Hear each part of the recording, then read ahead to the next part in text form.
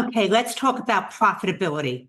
If you are measuring your success by the size of your invoices, then you might be missing something critical. That's because some clients will go ahead and build your wealth, and then there are others that just go ahead and drain it. And those clients are sometimes your highest paying monthly clients. So consider the fact that you might have a client who's paying you $4,000 a month. It looks good on paper. It is something that you are very proud about. It builds up your top line, but there might be some things that you just aren't tracking. Think about the 15 emails you get every week from that client asking for clarifications, or the fact that there's 3 rounds of revisions on every single deliverable. They want something different, or they forgot to tell you something, or they're not really communicating with you as well as you would like.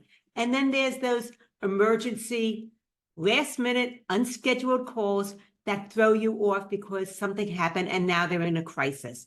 And then they have one little request at a time, and the scope has expanded from when you first onboarded and enrolled them. So those are some of the things where $4,000 a month looks great as far as the top line goes, but the bottom line, boy, all those extra hidden hours, they just go ahead and add up. So even though they might be paying that $4,000 a month, they're consuming $6,000 worth of your time and your team's time. So not only are you now subsidizing their work, you're working additional hours, you're exhausted, your team's frustrated.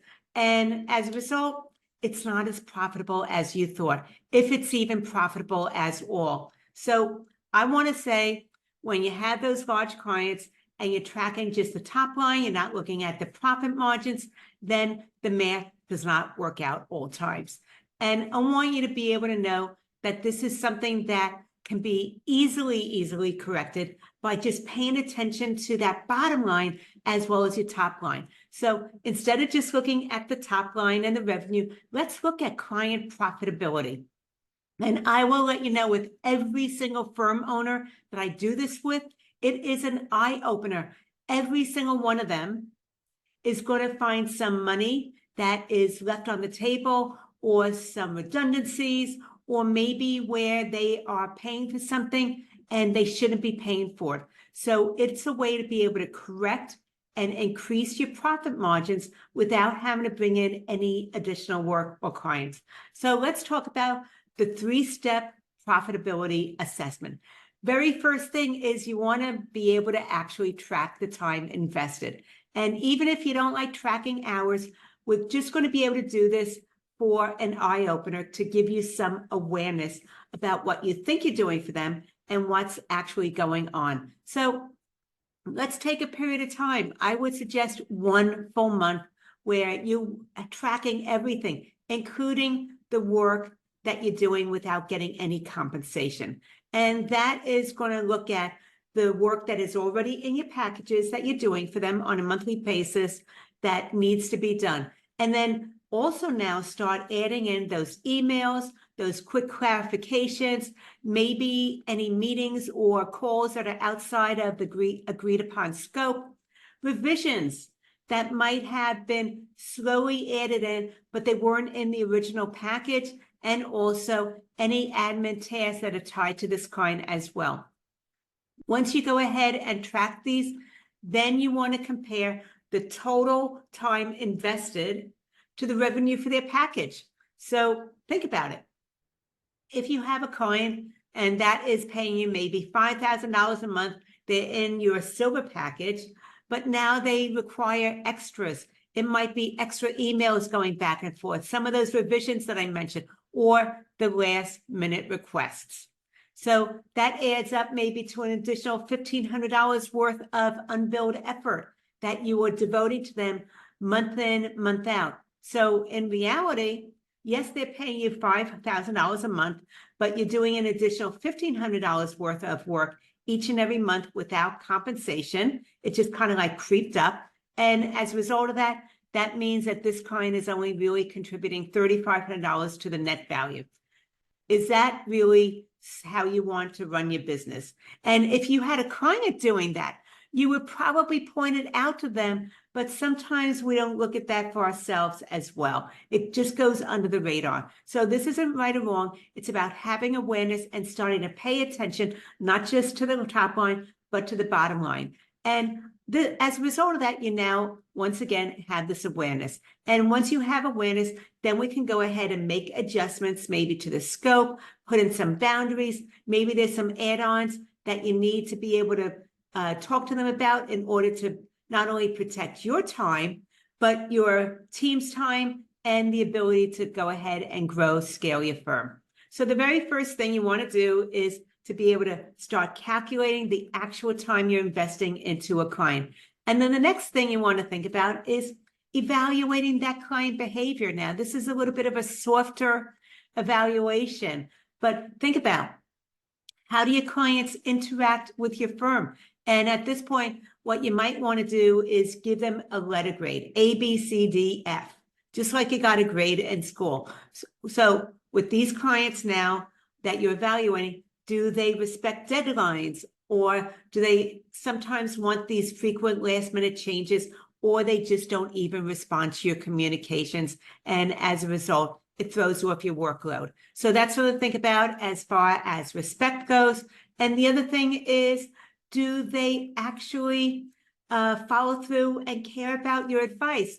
Or is it that they question everything as far as services that you do for them and recommendations? So once again, are they a high quality client or are they a low quality client? Those are two things you want to start to assess as far as client behavior goes. And maybe a way to be able to start talking and opening up the conversation with a client about this is suggesting them, we're wrapping up this quarter, and let's review a couple strategies that could actually help your business run more smoothly. Does that interest you?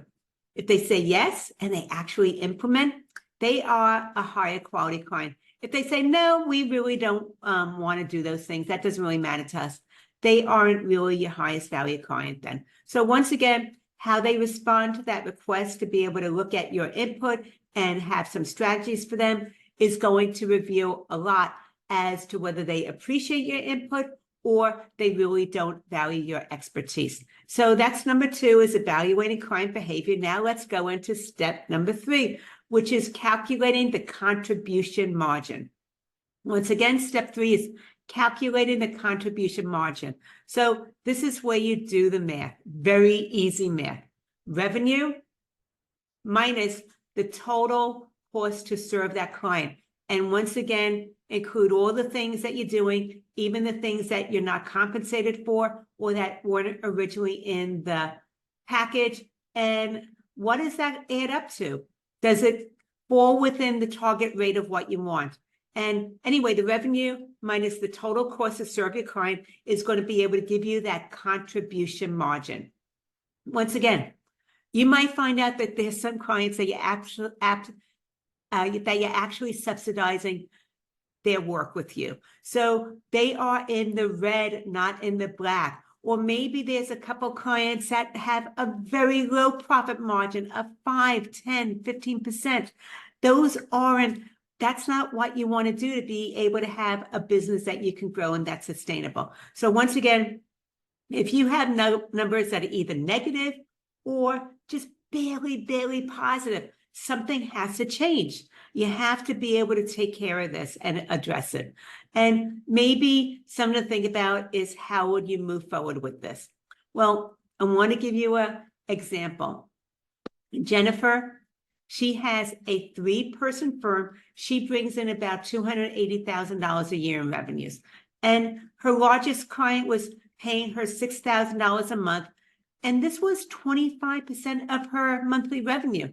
It was pretty significant. So she assumed, because this client was paying 25% of her revenues, $6,000 a month, that this client was actually her most profitable client.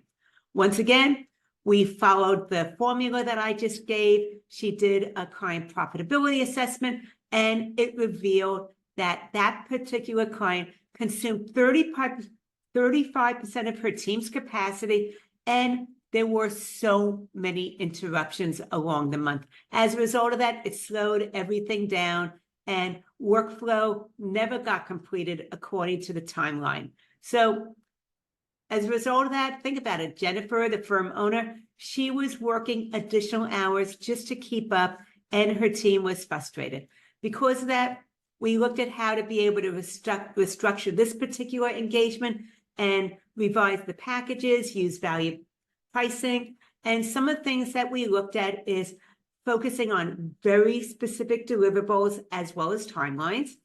As a result of this, has created some boundaries and really brought back in that scope. And the other thing is that the things that were out of scope, we went ahead and looked at how to be able to do these things as projects and to be able to value price those projects. So once again, we created a package that was very specific on deliverables as well as timeline.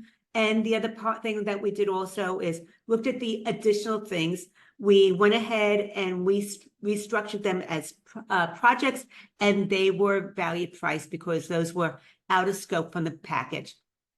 When she met with this client, it sounded something like this. We want to continue providing that quality of service that you expect, and we appreciate you as a client. But to do that, we need to review your package as well as your pricing in order to be able to give you predictable costs as well as clear deliverables. We want to have everything be transparent.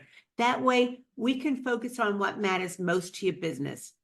So it was something that she felt needed to happen. It took some courage. She didn't fully have the confidence to do that. But because she now had the insights as far as this client not being as profitable as she thought it was, she knew a correction had to happen. So by having that conversation with the client, she went from having this client go from $6,000 a month up to $6,800 a month. And it wasn't just that it increased how much they're paying her, because of the fact that she was able to contain the scope, review some things, focus on what mattered most. She was actually able to reduce the time that the team spent on this client by 40%. So they went up in how much they paid, and they reduced the workload by 40%. That was specifically, that was really insightful for her. And this meant that she got to free up 15 hours a month. And as a result of that, she took that 15 hours a month and focused on high level advisory work. Now, this is something you can do as well. So here's what I want you to think about to start moving in this direction. Pick your most time intensive client. Just let's start with one. Now run that client through this 3-step assessment that I told you about, where you want to become aware of what you're doing and how much time it's actually taking, and then be able to get some insights as to how profitable they are. Think about the client behavior. And also the 3rd step was to be able to calculate those contribution margins. So that is something you want to do, is run them through the 3-step assessment. And if the math does not work, if you're shocked by the fact that you're actually you're not getting compensated for everything you're doing for them, you know that there needs to be adjustment, you are tired of having very, very low margins for everything that is being delivered, then you need to go ahead and schedule a restructuring conversation with that client. It is business. Even if they are the nicest client, this is business in order for you to grow and move forward and have everything be transparent and on the same page. So we want to have it be something where it's coming from a place of wanting to improve the services for them. This is a very client-centered conversation.